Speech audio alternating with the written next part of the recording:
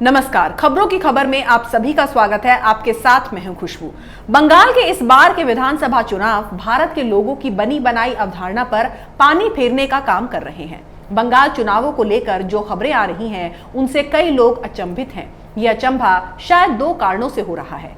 एक तो हम में से कईयों के लिए ये विश्वास करना मुश्किल है कि बंगाल में जहां पुनर्जागरण की प्रक्रिया संपन्न हो चुकी है, जहां वामपंथी संस्कृति का इतना प्रभाव रहा है और जहां तृणमूल कांग्रेस ने धर्मनिरपेक्षता के दायरे में राजनीति की है, वहां हिंदुत्व का ऐसा उभार देखने को मिलेगा। अचंभे का दूसरा कारण समाज के हाशिए के वो वर्ग हैं जो भगवा रंग में रंगते दिख रहे हैं। आमतौर पर इन वर्गों को हम दलित, पिछड़े और जनजातीय समूहों के रूप में जानते हैं। ये लंबे समय से बंगाल में वामपंथी और कांग्रेसी संस्कृति के प्रभाव में रहे हैं, लेकिन अब उनकी सोच बदल रही है। वास्तव में बंगाल की राजनीति में हिंदुत्व का प्रभाव तब महसूस हुआ जब चुनावी राजनीति में बीजेपी का बढ़ता असर साफ दिखाई देने लगा। दरअसल चुनाव तो इसका एकमात्र लक्षण है। इसका प्रसार आधार तल पर पहले ही होने लगा था। राष्ट्रीय स्वयंसेवक संघ पिछले कई दशकों से चुपचाप बिना किसी शोरगुल के बंगाल के समाज के केंद्र से अलग परिधियों में अपना प्रसार कर रहा था। उसे पता था कि बंगाल के भद्रलोक तक नीचे से चलकर पहुंचा जा सकता है।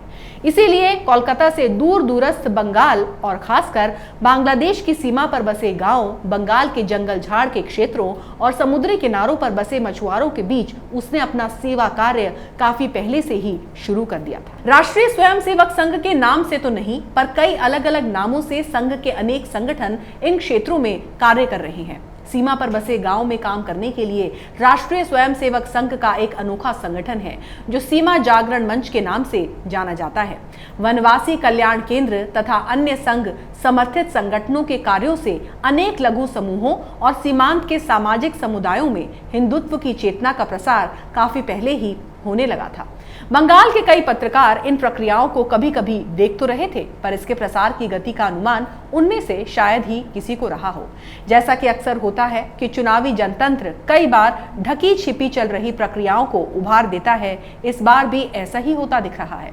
गौरतलब है कि बंगाल में हिंदुत्व का प्रभाव लगातार बढ़ता जा रहा है। बंगाल में सामाजिक तल पर हो रहे परिवर्तनों को बीजेपी की चुनावी गोलबंदियों ने जय श्री राम के उद्घोष में बदल दिया है।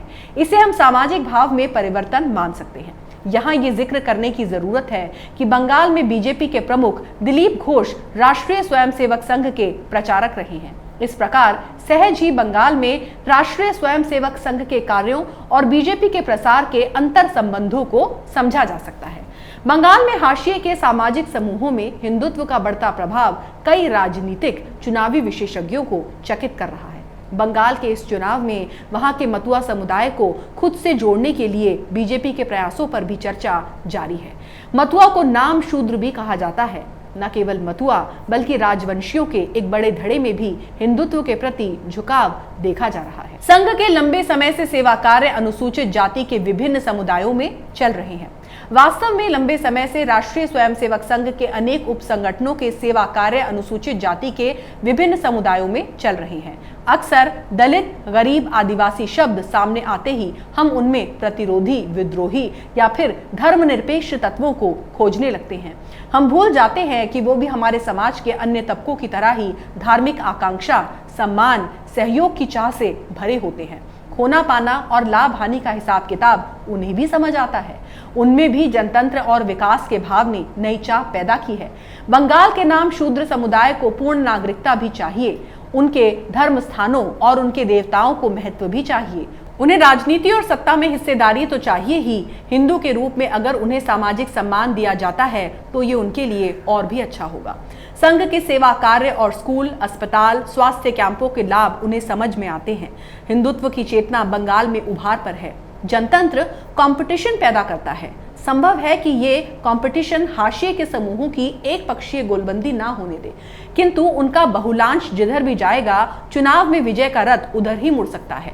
बंगाल चुनाव के इन आश्चर्यों के बारे में अगर विचार करें तो हिंदुत्व की गोलबंदी और राजनीति की ये परियोजनाएं हिंदी क्षेत्र के अन्य राज्यों में पहले से चल रही हैं। इनका चुनावी असर भी देखा जाता रहा है, किंतु बंगाल में ये सब होना शायद कईयों को एक असंभव के संभव होने जैसा लग रहा होगा, लेकिन ये असंभव बंगाल के समाज में दशकों से धीरे धीरे घटित हो रहे थे।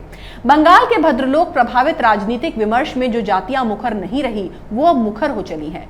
बंगाल का मध्य वर्ग, जिसे प्रगतिशील माना जाता रहा है, उसका भी एक तबका विभिन्न कारणों से बीजेपी के प्रभाव में है। एक प्रखर हिंदुत्व की चेतना बंगाल में उभार पर है। जैसे उत्तर प्रदेश में गैर मुस्लिम समुदायों की एक महागोलबंदी पिछले चुनावों में हुई थी, वैसी ही गोलबंदी कुछ खास अर्थों में बंगाल में भी होने की संभावना व्यक्त की जा रही है।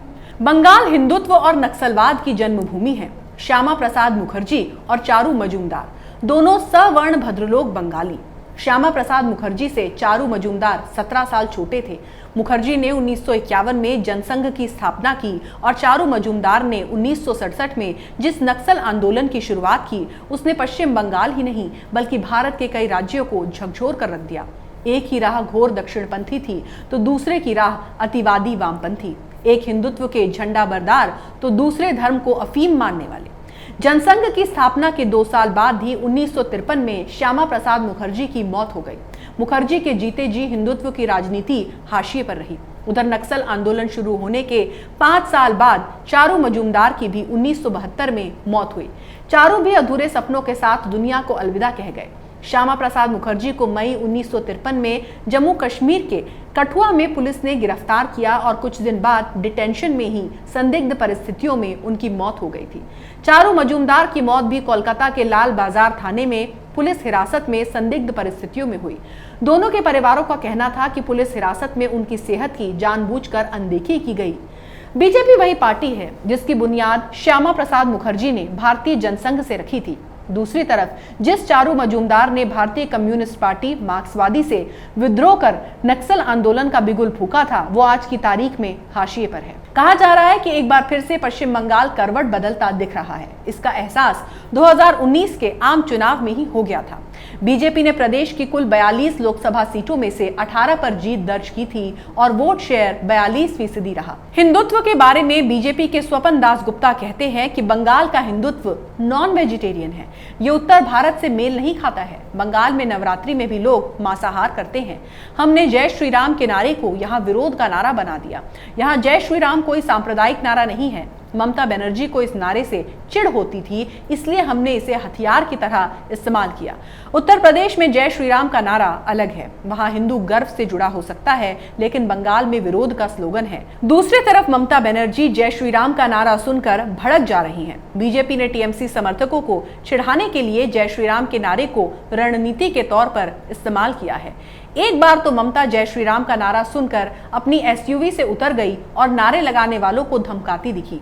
दूसरी तरफ ममता ने खुद को बीजेपी से ज्यादा हिंदू दिखाने के लिए रैलियों में चंडी पाठ की बात कही।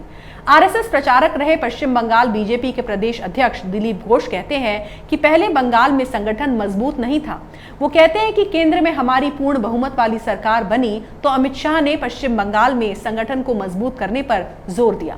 सीपीएम हो या टीएमसी, सबके राज्य में विपक्ष को बोलने में डर लगता था, लेकिन हम डरे नहीं और ममता को उन्हीं की जुबान में जवाब देना शुरू किया। हम बंगाल में तब मजबूत बनकर उभर रहे हैं जब वहां के लोग विकल्प की तलाश में हैं। तो ममता बनर्जी चाहे खुद को हिंदू बेटी कहें, अपने ब्राह्मण होने की बात लोगों को बताएं या फिर अपना गोत्र शांडिल्य बताएं, अब बंगाल में उनकी दाल नहीं गलने वाली है। बंगाल की जनता हिंदुत्व और सियासी ड्रामेबाजी के फर्क को समझती है।